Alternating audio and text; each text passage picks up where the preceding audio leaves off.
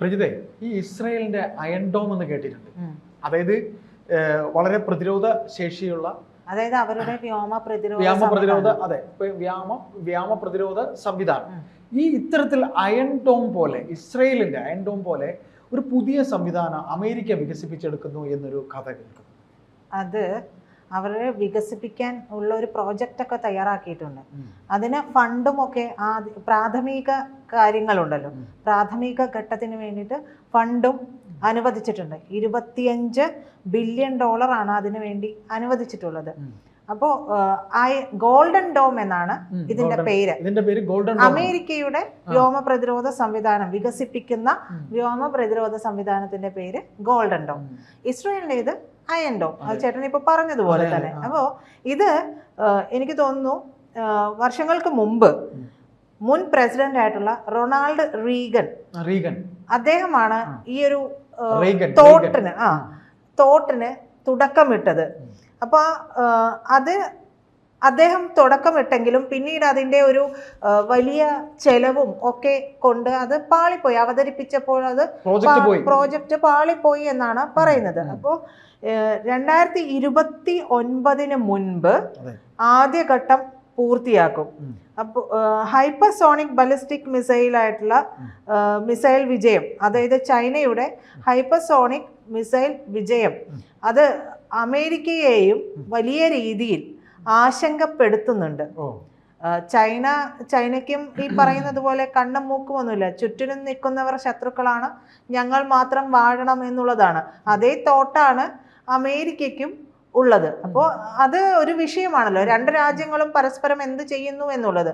അതുകൊണ്ട് ഈ പറയുന്ന ഹൈപ്പർസോണിക് ബലിസ്റ്റിക് മിസൈലിന്റെ ഒരു വിഷയമുണ്ട്. മറ്റൊന്ന് റഷ്യയുടെ ഏറ്റവും നൂതനമായിട്ടുള്ള ഭൂഖണ്ഡാന്തര മിസൈലുണ്ട്. ഇതിനെയെല്ലാം പ്രതിരോധിക്കാൻ കഴിയണം. അതായത് ചൊറിച്ചിൽ കാണിച്ചാൽ ഇവരൊക്കെ തിരിച്ചെടുത്തിട്ട് എപ്പോ അലക്കുമെന്ന് അറിയില്ല. അതിനെ പ്രതിരോധിക്കാൻ ഒരു സംവിധാനം വേണം. ഇതിന് പുറമെ തന്നെ ഉത്തര കൊറിയ, ഇറാൻ എന്നിവിടങ്ങളിൽ നിന്നുള്ള ആണവ ഭീഷണികളും ഒക്കെ വരുന്നുണ്ട്.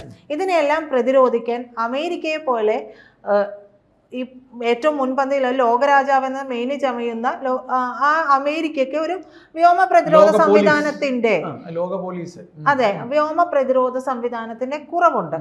ആ കുറവ് നികത്തുക എന്നുള്ളതാണ്. അതാണ് ഇവരുടെ ലക്ഷ്യം. അപ്പോൾ ഈ മുൻ പ്രസിഡന്റ് ആയിട്ടുള്ള റൊണാൾഡ് റീഗന്റെ ആ ഒരു ആശയങ്ങളൊക്കെ പറഞ്ഞുകൊണ്ടാണ്, അതായത് അമേരിക്കയെ സുരക്ഷിതമാക്കുക എന്നുള്ള കാര്യങ്ങളൊക്കെ പറഞ്ഞുകൊണ്ടാണ് ഈ ഒരു പ്രോജക്റ്റിനെ ട്രംപ് അവിടെ അവതരിപ്പിച്ചത്. റീഗന്റെ ഒക്കെ ഒരു ശ്രേണിപ്പെട്ട ആള് തന്നെയാണ് ട്രംപ്. അതെ, റീഗൻ ഒരു വല്ലാത്ത പ്രസിഡന്റ് ആയിരുന്നു. പവർഫുൾ സ്നേഹമുള്ള ഒരു പ്രസിഡന്റ് ആയിരുന്നു. അതെ, ട്രംപിനും അത് തന്നെയാണല്ലോ, ട്രംപിനെയും സമ്പത്ത് ഉണ്ടാക്കുക. എനിക്ക് ഓർമ്മയുണ്ട് അദ്ദേഹത്തിന്റെ കാലമൊക്കെ. പറഞ്ഞാട്ടെ. അപ്പോ ഇത് ബഹിരാകാശം, കര, സമുദ്രം, അങ്ങനെ ത്രിതല നിരീക്ഷണ സംവിധാനത്തിലേക്ക് ഉതകുന്ന രീതിയിലുള്ള പ്രതിരോധ മിസൈലുകളും ഒക്കെ ഇവർക്കൊക്കെ വേണ്ടതാണ്. അപ്പോൾ ഭൂഖണ്ഡാന്തര ബലിസ്റ്റിക് ക്രൂസ് മിസൈൽ, ഡ്രോൺ എന്നിവയൊക്കെയും തകർക്കുക. അതായത് ഈ സംഭവങ്ങളെല്ലാം, ഈ മിസൈൽസും ഡ്രോണും എല്ലാം US എത്തും മുന്നേ തന്നെ അവരെ അതിനെയൊക്കെ ആകാശത്ത് വെച്ച് തന്നെ തകർത്തെറിയുക എന്നുള്ളതാണ്. ഈ റൊണാൾഡ് റീഗന്റെ കാര്യം പറഞ്ഞല്ലോ, സ്റ്റാർ വാർ എന്നറിയപ്പെടുന്ന സ്ട്രാറ്റജിക് ഡിഫൻസ് ഇനീഷ്യേറ്റീവ്, അതിൻ്റെ ഷോർട്ട് ഫോമാണ് SDI എന്ന് പറയുന്നത്. അപ്പോൾ അതിൻ്റെ അതാണ് വിത്ത്. ആ വിത്തിൽ നിന്ന് ട്രംപ് രൂപം കൊടുത്തതാണ്. അതിൻ്റെ വിത്ത് ഇതാണെങ്കിൽ അതിൻ്റെ തോട്ടിൽ നിന്നാണ് ഈ പറയുന്ന ഗോൾഡൻ ഡോം എന്ന് പറയുന്ന മൂലാധാരം എന്ന് പറയുന്നത്. അതെ, അത് അതിൽ നിന്നാണ് ആ തോട്ട്, റീഗന്റെ ആ തോട്ട് ഇദ്ദേഹം വികസിപ്പിച്ചതാണ് കാണുന്നത്. അത് ആ നൂറ്റാണ്ടിലെ ആണെങ്കിൽ ഇത് ഏറ്റവും നൂതനമായിട്ടുള്ള കാര്യങ്ങളുണ്ടാവും. അതായത് ഈ കാര്യങ്ങളെ നോക്കുന്നത്, അതായത് ഈ ഒരു അയൺ ഡോമിന് പകരമായിട്ടുള്ള ഗോൾഡൻ ഡോമിന് AI സംവിധാനങ്ങളടക്കം 21ാം നൂറ്റാണ്ടിന്റെ എല്ലാ സാങ്കേതിക മികവുകളും ഈ ഒരു ഗോൾഡൻ ഡോമിൽ അവർ ചെയ്യും. ശത്രുവിന്റെ ഹ്രസ്വ മധ്യദൂര മിസൈലുകളെ തകർക്കാൻ ശേഷിയുള്ള terminal high attitude area defence എന്ന് പറയുന്ന THAAD, യുദ്ധക്കപ്പലുകളിലെ ബലിസ്റ്റിക് മിസൈൽസ്, പിന്നെ AGS ഹ്രസ്വദൂര മിസൈൽസ്, ഡ്രോൺസ് എന്നിവയൊക്കെ തകർക്കുന്ന പേട്രിയറ്റ് എന്നിവയൊക്കെ ഈ പറയുന്ന അയൺ ഡോമിലൊക്കെ ഉള്ളതാണ്. അപ്പൊ ഇതിന് സമാനമായ രീതിയിൽ തന്നെ ഇവയൊക്കെ തകർക്കുന്ന രീതിയിലായിരിക്കും ഗോൾഡൻ ഡോമും വരുന്നുണ്ടാവുക. പ്രാഥമികമായിട്ട് 25 ബില്യൺ ഡോളറാണ് അനുവദിച്ചിട്ടുള്ളത്.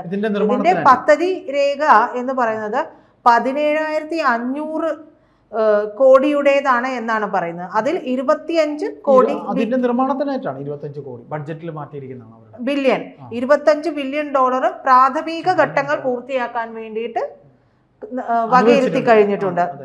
ആരെങ്കിലും ഒരു മിസൈൽ വിട്ടിട്ടുണ്ടെങ്കിൽ അയൺ ഡോം അതിനെ ഇന്റർസെപ്റ്റർ, ലേസർ എന്നിവയൊക്കെ ഉപയോഗിച്ച് ആകാശത്ത് വെച്ച് തന്നെ അതിനെ തകർത്തെറിയും. അല്ലെങ്കിൽ അതിൻ്റെ സഞ്ചാരപഥത്തിൽ കൂടുതൽ ദൂരമൊക്കെ പിന്നിട്ടിട്ടുണ്ടെങ്കിൽ കരയിലെ ഇന്റർസെപ്റ്ററിൽ മിസൈൽ പ്രതിരോധ സംവിധാനം, കരയിലുള്ള ഇന്റർസെപ്റ്ററിലെ മിസൈൽ പ്രതിരോധ സംവിധാനം വഴി അതിനെ തടയും. 1983 റീഗൻ ഈ ഒരു തോട്ട് അവതരിപ്പിക്കുന്നത്. എന്തായാലും ഇത് വരുന്നത് അയൺ ഡോമിനോട് ചേർന്നിട്ടാണല്ലോ. അയൺ ഡോം വരുന്നത് തന്നെ 2006 ഇസ്രയേൽ ലെബനൻ വാറിനെ തുടർന്നാണ്.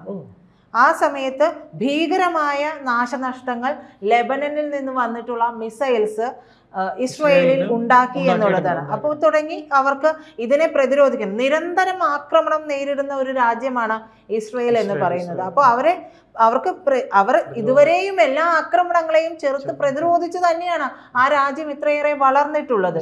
അവരുടെ കയ്യിൽ ഒന്നുമില്ലായിരുന്നു തുടക്കത്തിൽ. ആ രാജ്യത്തിന്റെ ആവിർഭാവത്തെ കുറിച്ചൊക്കെ പിന്നീട് പറയേണ്ടി വരും. അപ്പോൾ അത്തരത്തിലുള്ള കാര്യങ്ങളും അതെ, അവർ തുടക്കം മുതലേ ആ രാജ്യം ജനിച്ചു വീണത് മുതൽ അതിന് നേരെ ആക്രമണമാണ്. അങ്ങനെയാണ് അവർ ഈ പറയുന്ന എന്ന് പറയുന്ന ജൂതന്മാർ വികസിപ്പിക്കാത്ത ഒരു സാങ്കേതിക വിദ്യയും അല്ല എല്ലാവരും ഉപയോഗിക്കുന്ന. ഇവർ വികസിപ്പിച്ചിട്ടുള്ള ജൂതന്മാരുടെ ബുദ്ധിയിൽ വികസിപ്പിച്ചിട്ടുള്ള എല്ലാ സംവിധാനങ്ങളും, ഈവൻ മൊബൈൽ ഫോൺ ഉൾപ്പെടെ അവരുടെ ബുദ്ധിയാണ് എന്ന് വേണമെങ്കിൽ നമുക്ക് പറയേണ്ടി വരും. എന്തായാലും ഇസ്രായേലിന്റെ റഫാൽ അഡ്വാൻസ്ഡ് ഡിഫൻസ് സിസ്റ്റമാണ് ഈ അയൺ ഡോം വികസിപ്പിച്ചിട്ടുണ്ടായിരുന്നത്. ഇതിന് അമേരിക്കൻ സാമ്പത്തിക സഹായവും ഉണ്ടായിരുന്നു. 2016 $5 ബില്യൺ ഇതിന് അനുവദിച്ചത്. 2019 ഓഗസ്റ്റിൽ റഫാലിൽ 2 അയൺ ബാറ്ററികൾ വാങ്ങുന്നതിന് അമേരിക്കയും ഇസ്രയേലും തമ്മിൽ കരാറുണ്ടാക്കുകയുമൊക്കെ ചെയ്തിട്ടുണ്ട്.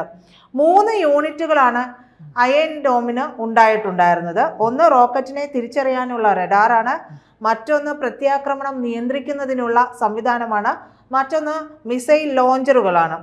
ഇതാണ് ഒരു ബാറ്ററി. അയൺ ഡോമിന്റെ ഒരു ബാറ്ററി എന്ന് പറയുന്നത് ഇതാണ്. ഈ 3 സംവിധാനങ്ങളും അടങ്ങുന്ന ഒരു ബാറ്ററി എന്ന് പറയുന്നത്. അപ്പോൾ ഓരോ ലോഞ്ചറിലും 20 പ്രത്യാക്രമണ മിസൈലുകളാണ് ഉണ്ടാവുക. 4 മുതൽ 70 കിലോമീറ്റർ ദൂര പരിധിയുള്ള താമർ മിസൈലും അതിൽ 3 യൂണിറ്റുകൾ ഉണ്ടെന്ന് പറഞ്ഞാൽ ഈ 3 യൂണിറ്റുകളും വ്യത്യസ്ത ഇടങ്ങളിൽ വ്യത്യസ്ത സ്ഥലങ്ങളിൽ ലോഞ്ചറുകളുള്ള ഇവയൊക്കെ വയർലെസ് സംവിധാനം വഴിയാണ് ഏകോപിപ്പിക്കുന്നത്. ഓരോ ബാറ്ററിക്കും 150 ചതുരശ്ര പരിധി സംരക്ഷണ കവചമാണുള്ളത് അയൺ ഡോമിൻ്റെത്. ഈ അയൺ ഡോമിന് നൈറ്റ്, അതായത് രാത്രി പകൽ എന്നിവ മാത്രമല്ല, പ്രതികൂലമായിട്ടുള്ള ഏത് കാലാവസ്ഥയിലും അതിനെ അതിജീവിച്ച് ഇത് തിരിച്ച് പ്രതിരോധിക്കും, ദൗത്യം നിർവഹിക്കും എന്നുള്ളതാണ്. മാത്രമല്ല ഒന്നിലധികം ലക്ഷ്യങ്ങൾ ഒരേ സമയം ഭേദിക്കാനും കഴിയും. ഓരോ മിസൈൽ വിക്ഷേപണത്തിനും $50,000 ചെലവാണ് ഇതിൽ ഉള്ളത്. അപ്പോൾ ആദ്യ ബാറ്ററി 2011 ബീർഷേവ നഗരത്തിലാണ് സ്ഥാപിച്ചത്. അപ്പോൾ ഇതിന് പല നഗരങ്ങളിലൊക്കെ ആയിട്ട് സ്ഥാപിക്കാൻ ഇസ്രയേലിന് 13 ബാറ്ററികളാണ് ആവശ്യമായിട്ടുള്ളത്. അപ്പോൾ ഇത്രയും സംവിധാനങ്ങൾ ചേരുന്നതാണ് ഇസ്രയേലിന്റെ അയൺ ഡോം. അപ്പോൾ അമേരിക്ക വികസിപ്പിക്കുന്ന ഗോൾഡൻ ഡോം എന്ന് പറയുന്നത് ഇതിനേക്കാൾ മികച്ചതാക്കാനാണ് അവരെന്നും ശ്രമിക്കുകയുള്ളൂ. അമേരിക്ക അങ്ങനെയാണല്ലോ, ഒരു പടി മുൻപിൽ തങ്ങൾ നിൽക്കണം എന്നുള്ളത് തന്നെയാണ്. അപ്പോൾ അത്തരത്തിലുള്ളതാണ്. ഇന്ത്യക്കുമുണ്ട് ഇത്തരത്തിലൊരു പ്രതിരോധ സംവിധാനം. അതിന്റെ പേര് രക്ഷാ കവച് എന്നുള്ളതാണ്. അതിനെക്കുറിച്ച് നമുക്ക് മറ്റൊരു എപ്പിസോഡിൽ പറയാം.